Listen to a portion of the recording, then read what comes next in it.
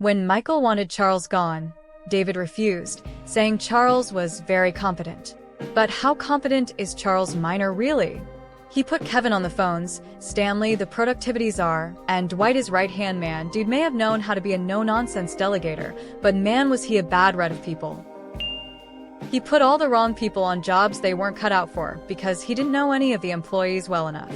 I think he was just a large, good-looking, confident man who other corporate-type men gravitate towards in business more than anything. Incompetent but confident. Confidence is everything in business. Hence, all the IRL incompetence of various executives.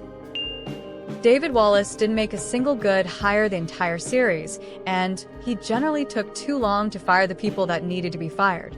Nice guy, though. Charles is the epitome of middle management. Projects self-importance. Makes changes just to be able to look like he's doing something. Authority with bad leadership.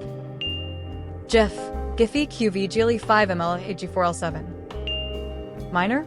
I hardly know R. Not competent at all. He makes the same mistake that every incompetent outside hire makes when they enter a new workplace. They shake things up without even getting to know the existing staff in an attempt to increase productivity, but it always goes poorly. Charles Minor may have been the most realistically written and performed middle management character in the history of television. He gave off the aura of competence and no-nonsense leadership, but in reality, he had no idea how things in the branch actually worked and was more of a hindrance to their operations than helpful. Not unlike nearly every middle manager in existence. Honestly, David wasn't really competent himself. Hiring Ryan, allowing Michael Scott Paper Company to negotiate, and when even though he kinda knew they were failing, doing the dumb co-manager thing, hiring Charles, buying DM back. He was kinda shit. He needs to give me a rundown. But never get on a plane with this man. Barely at all, and he's terrible at employee relations. What he did do well was suck up. I've known plenty of people the boss finds productive when in reality, they are just expert brown-nosers. To be fair, Michael was successful with his business because he is good at sales and doesn't understand budgeting a business.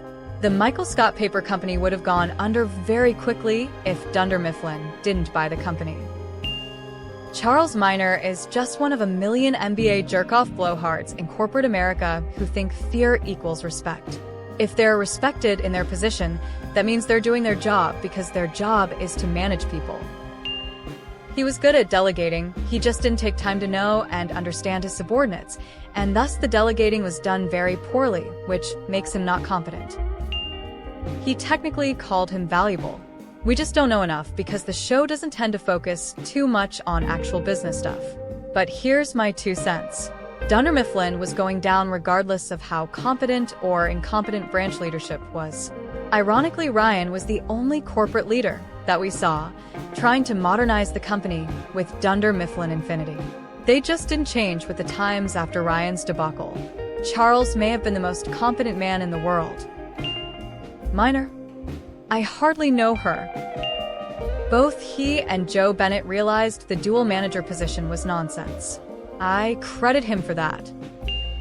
Charles came from the steel industry and doesn't even know how paper is made.